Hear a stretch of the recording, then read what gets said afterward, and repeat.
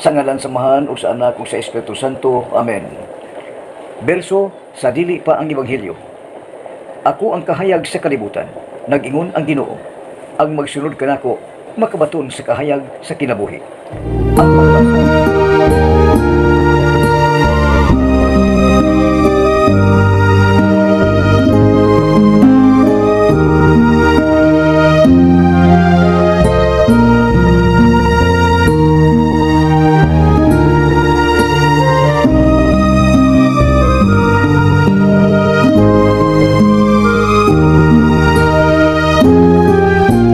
sa ngalan samahan ug sa Anak ug sa Espiritu Santo. Amen.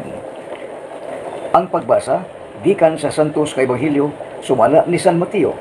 Himayaon ikaw, o Ginoo. Samtang nagpaingon si Jesus paingon sa Jerusalem, gidala niya ang 12 ka tinunan o giingnan niya sila. Pamati kamo, nagpadulong kita sa Jerusalem o dito ang anak sa tao itugyan ngadto sa kadakuan sa mga pari o sa mga magtutudo sa malaod.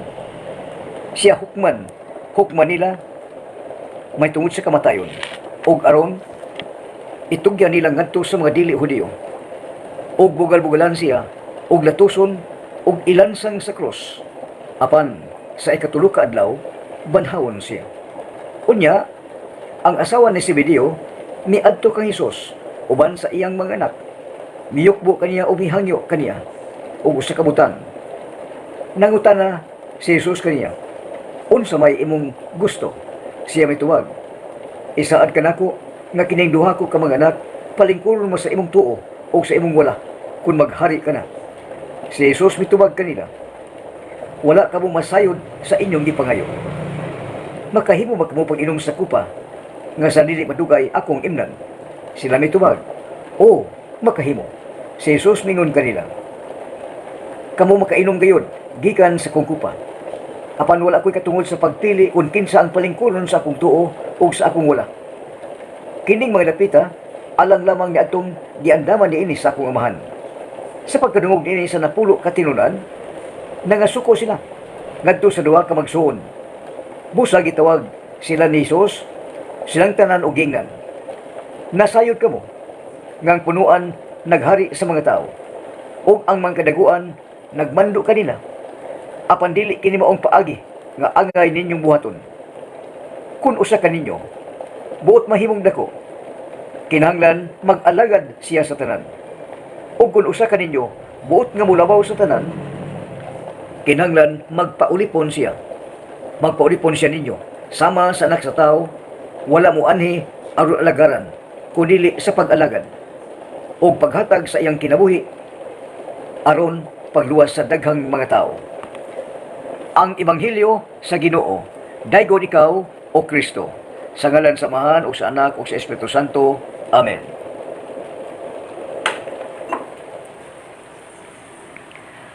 Mga isuon, karong adlaw, Marso 8 adlaw Miyerkules, Marso 8, 2023 atong ipamit ang pulong Dios sa tanang panimalay. Din magpuyo ang matag tao, ang matag panimalay nagpuyo sa matag nasod. Og ang matag kinabuhi gipuy-an sa Ginoo, bata og tigulang, babay og lalaki sa tibuok nga kalibutan. Bago pala gyud natong nabati ang Ebanghelyo karong adlaw, ang gospel karong adlaw, ang good news, ang maayong balita, ang kamatuoran. Ang kamatuoran mao ang kinabuhi, ang kamatuoran mao ang pulong Dios. Og aron masabtan gayon sa unang pagbasa, gipasabot og gisulti ang Ginoo kanimo, kanako ug kanatong tanan nga nagtan-aw na minaw sa buhi nga pulong, ang pulong Dios. Sa unang pagbasa, sumala sa sulat ngadto ni propeta Jeremias. Kini si propeta Jeremias usa ka propeta, usa ka magsulti sa tinuod, mubuhat sa tinuod. Unya kay propeta lagi niadtong unang panahon. Siya gikaligutgutan sa mga tao.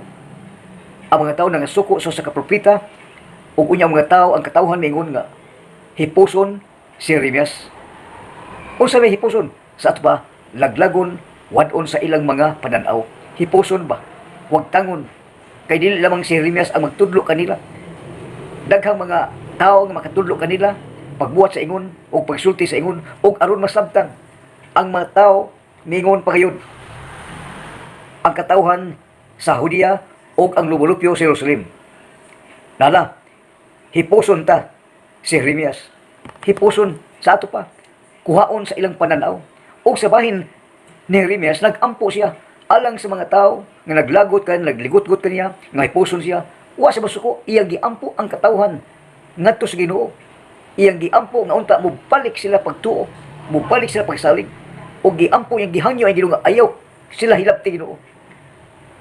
Giampo niya nga wa siya maglagot, maligot-got, apan giampo niya katawhan nga mubalik ang pagsalig, ang pagtuo ngadto kaniya. Isip usa ka propeta nagsulti sa tinuod, nagbuhat sa tinuod. Iyang gihangyo ang Ginoo nga unta ayaw sila hilabti. Unsa iyang pagampo sa Ginoo nga miingon siya, Ginoo, pataling hugin taon kining isulti ko kanimo. Ingon man ang gipanulti sa akong mga kaaway pato kanako. Ang kaayo baslan ba nila ba di ay dautan? Nagbuhat og maayo si Jeremias, apan dautan ang gibuhat, gisukli sa mga tao kaniya. Apan ini masuko iyang giampo ang katawhan.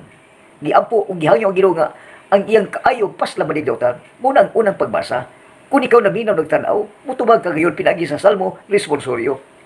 Ang pag-awit imong katahon, ang salmo, ang pagkanta o ang responsoryo ang tubag sa tao mo ingon gayon ang tao nga naminaw nagtanaw sa mga pulong sa Dios.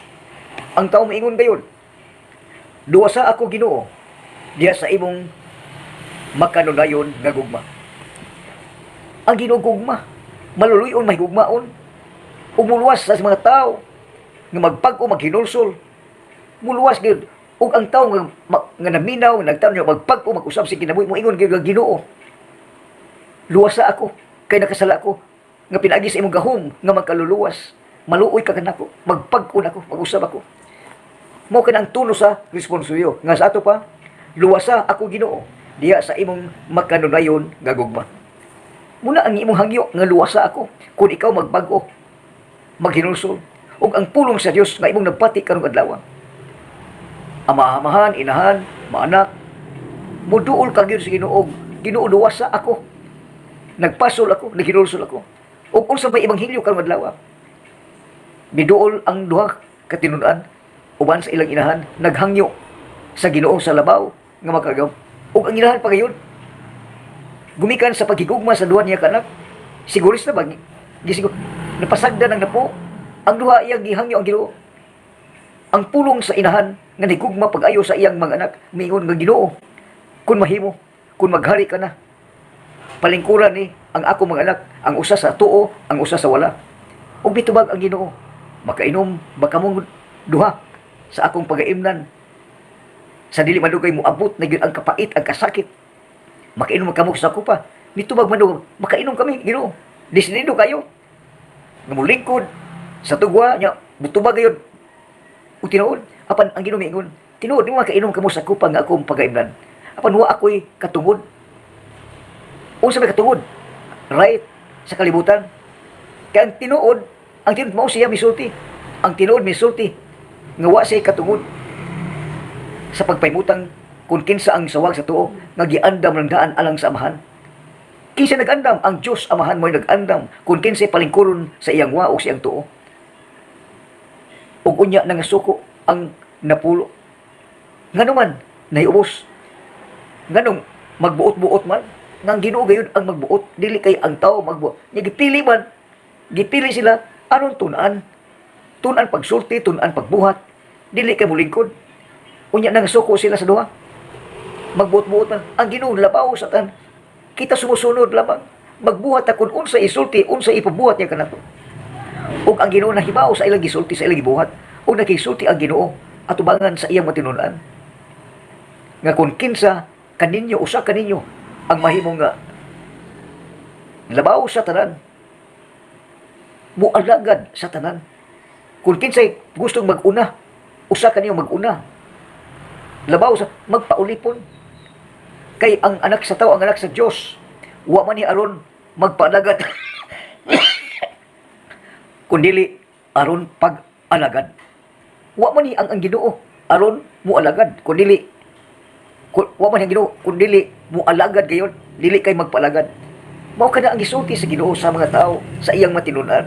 nga kung usa ka ninyo buot mahimong labaw, mag-alagad sa tanan.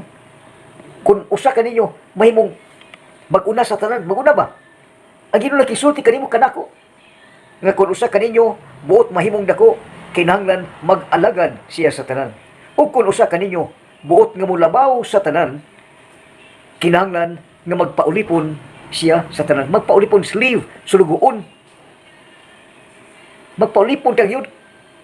Kung mulabaw ka sa tanan, magpaulipon og unya mo alagad ka sa tanan, kay ang Ginoo wa mo ani aron magpaalagad, kun dili mo alagad, mo serve, mo silbi. Kinsa silbihan ang imong isig ka tao, gumikan sa kaayo, gihimo sa Ginoo ang tao, gumikan sa kaluoy, giluwas ang tao sa Ginoo. Apan ang dili mo balik ug ang mobalik, mangita og katarungan ug hustisya ang Ginoo. Ganon di ka mobalik, mangita og hustisya. Og ang imong nabati karong adlaw, kung imong isilsil sa imong kalipatakan, ug unya imong ibutang sa imong kasing-kasing, kung may dalunggan ka, ayaw patig-aha ang imong kasing-kasing, humuka kini. Ayaw patig-aha, humuka kini. Nga karon magpag-o ka, karong panahon adlaw sa Kurisma, magpag-o ka, maghinulsol ka. Dili kay muhangyo ka nga palingkuron, magbasol ka. Kung unsay iyang kabubuton, imong tumanon ang kabuton sa imong labaw. Kung ikaw sumusunod, ayaw pagbuot sa imong gisundan. Mao ka na ang, kung ikaw makasabot. Kung naminaw ka karon, kung nagtanaw ka, ayaw pagbuot-buot. Ang imong sundon ay imong nabati. Kung unsay imong nabati, na misulti kanimong ikaw magpag-o, mag-usab, magpag-o. Unya ang magpag-o, mag-usab, mag-alagad sa tanan, mag-alagad sa bana, mag-alagad sa asawa, mag-alagad sa ugkangan, sa umagad, sa mga anak, mag-alagad, musilbi ba, muserve, mao ka na ang katuyuan, ang gisulti sa Ginoo kanimo kanak ug kanatong tanan. Kung ikaw may mong labaw, buot nga mo labaw, may mong dako. Kung madako ka na, kung mulabaw ka sa tanan, magpaubos ka. Ayaw pagpataas og maayo, kay hindi sa kalibutan. Ang mga tao in fairness, gustong leader, gustong hawd, gustong sila yukbuan, sila tahuron, munang kalibutan. Gustong tahuron, gustong yukbuan, unya lilain gyud alingkuranan. Apan kung ikaw mahimong labaw sa tanan, laling dako, mualagad ka sa tanan gid way pili, batag tigulang, babay lalaki, mualagad ka sa imong isig ka tawo. Kinsa man ang imong isig ka tawo? Mao ka na ang imong bana, asawa, umagad, ugangan, apuhan, apo, imong alaganan kung ikaw nahigugma. Apan kung wa ka mahigugma, di ka mo balik mo sa likway ka, dili ka mo tuog Ginoo, dili ka mo tuog pulong, di ka balik mo sa likway ka, adto ka sa laing dapit, gitawag og imperno. Ngano man ang tao gihimo aron malangit, wa maghimo ang Dios og tao aron may imperno, naghimo og kinabuhi og tao, aron kaluy-an, higugmaon og malangit gayon ang tanan tao, malangit. Apan dunay mga tao in fairness, dunay dili mo balik, dili mo tuo, mo sa likway sa hingpit, mo adto sa laing dapit, ug dili gid magpalangit. Apan ang Ginoo dili mo pugos og tao. Tinuod man nga siya nahigugma og tao, naluoy tao, apan dili mapupugos ang Ginoo tao. Iyang gihatagan og freedom of decision, gihatagan di pialan og kagawasan pagpili.